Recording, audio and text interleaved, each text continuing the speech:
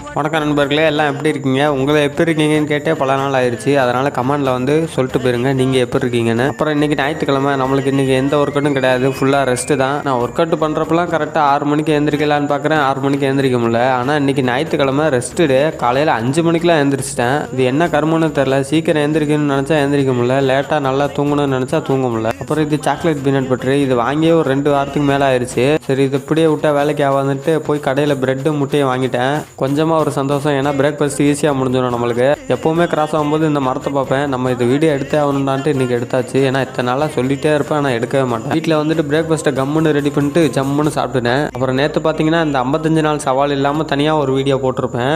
அதுக்கு எழுதின ஸ்கிரிப்ட் தான் இது. இந்த ஸ்கிரிப்டை எடுத்து முடிக்கிறதுக்குள்ளே என் பாவம் பறிபட்டுருச்சு. ஒரு வழியாக ஸ்கிரிப்டை எழுதி முடிச்சுட்டு குளிச்சுட்டு நேராக ஸ்டேடியத்துக்கும் கிளம்ப ஆரம்பிச்சிட்டேன். எப்படி நல்லா மாப்பிள்ள மாதிரி பேண்ட் ஜக்கா போட்டு கிளம்பிட்டேன்னா, என்ன ஒரே ஒரு கொரோனா அயன் பண்ணல சட்டையை. அயன் பண்ணதுக்கு காரணம் என்னன்னு கேட்டிங்கன்னா, என்கிட்ட அயன் பாக்ஸே இல்லை. செருப்பெல்லாம் வெளியே விட்டோம்னே.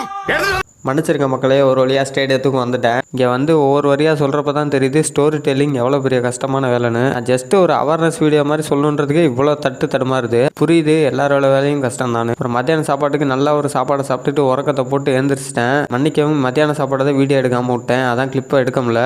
அப்புறம் ஒரு 5 மணி அளவில் காஃபியை குடிச்சிட்டு யாசர்ன்ற ஒரு கடல மிட்டாய் பாக்கெட்டை வாங்கிட்டு நேராக வீட்டுக்கும் வந்துட்டேன். நைட்டு ஒரு 8 மணிக்கா பீஃப் கிரேவியோட 4 தோசையை சாப்பிட்டுட்டு நாளைக்கு தேவையான மளிகை சாமான்லாம் வாங்காமல் இருந்துச்சு, அதையும் போய் வாங்குறதுக்கு கிளம்பிட்டேன். அப்புறம் இந்த சேலஞ்சோட பேர் என்னன்னா, 55 நாள் ஜிம்ல ட்ரெயின் பண்ணி எந்த வித டயட்டும் ஃபாலோ பண்ணாமல் பாடியில் என்ன ரிசல்ட் வருதுன்னு பார்க்க போகிறோம். அதோட கான்செப்ட் தான் இது. அப்புறம் இந்த சேலஞ்சை ஸ்டார்ட் பண்ணி 6 நாள் ஆயிடுச்சு மக்களே. அப்புறம் திரும்பவும் சொல்கிறேன், என்னால் எந்த டயட் அஃபோர்ட் பண்ண முடியுமோ அதை மட்டும் தான் பண்ணிட்டு இருக்கேன். கரெக்டான ஸ்ட்ரிக்டான டயட்லாம் ஃபாலோ பண்ணல. அப்புறம் வீட்டுக்கு வந்துட்டு வாங்கிட்டு வந்த ஜாமான்லாம் தனித்தனியாக எடுத்து வச்சுட்டு இன்னைக்கு நாளைக்கு முடிச்சுக்கிறேன். டிசிப்ளினாக இருங்க.